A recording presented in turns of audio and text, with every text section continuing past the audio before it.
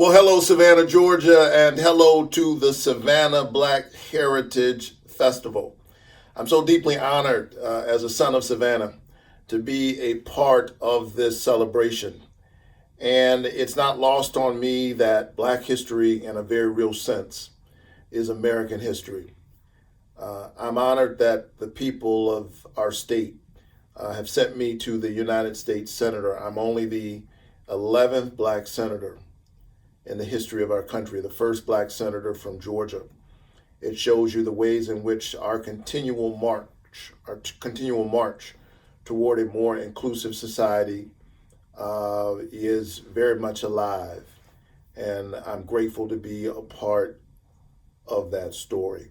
And so as we move forward, celebrating the Savannah Black Heritage Festival, I wanted to focus on just some of the questions that I received from some of the young people.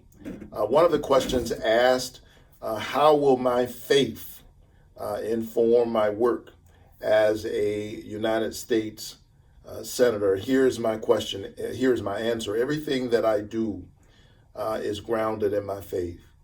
That is, it is grounded in the values of my faith. I believe firmly in the separation of church and state. And so how does my faith inform my work? In terms of the values, not the doctrine. God is known by many names, worshiped in many houses. But those eternal values that I think spring from every great faith tradition inform my work, namely love of neighbor. Love your neighbor as you love yourself. All of the great faith traditions have some iteration of that basic idea and sentiment. And that's what informs my fight for healthcare. It's the reason why I believe that healthcare is a human right, because I believe that in every human being there is a spark of the divine. It is the reason why I fight for the dignity of work, and why I believe every child deserves a chance, because all of us are children of God. And so it's my faith that encourages me to fight for the dignity of our humanity, to fight for social justice, and to struggle to build what Dr. King called the beloved community, knowing that we are all tied in a single garment of destiny. Another young person asked, Senator, what can we do to encourage more African American youth and young adults to pursue political leadership in America?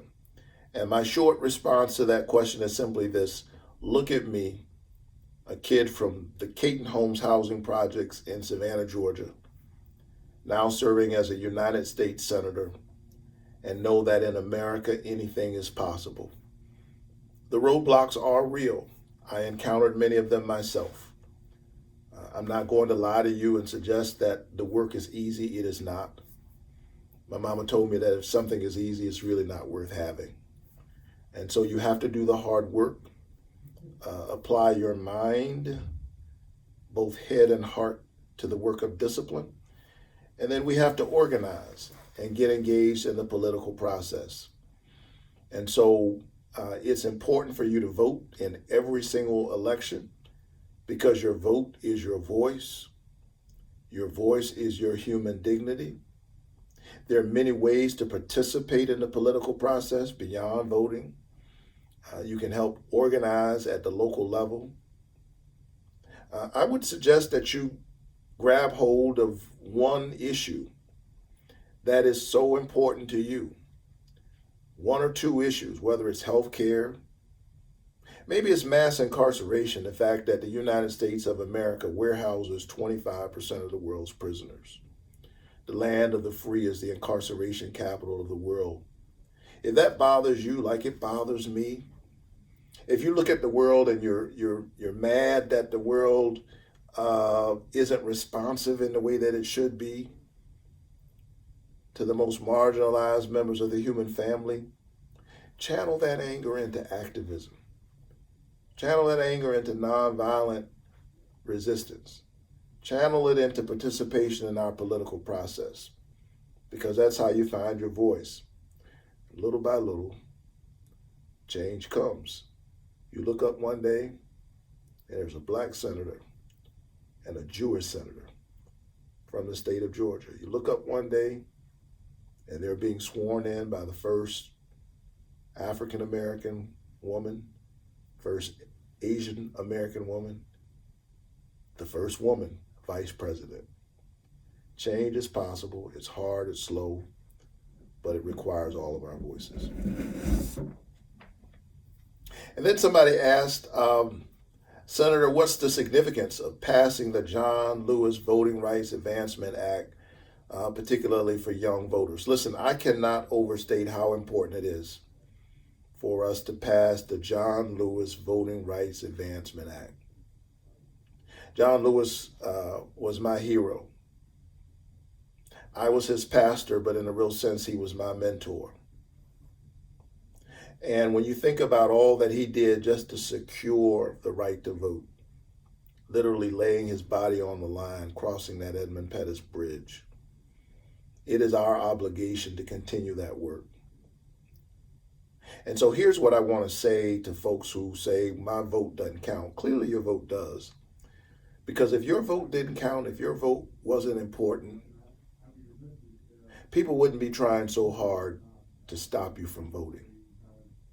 Already in our state legislature, there are those who don't like the result that we received on January 5th and on November 3rd. And so what are they doing? They're busy trying to pass laws at the state level to make it harder for people to vote.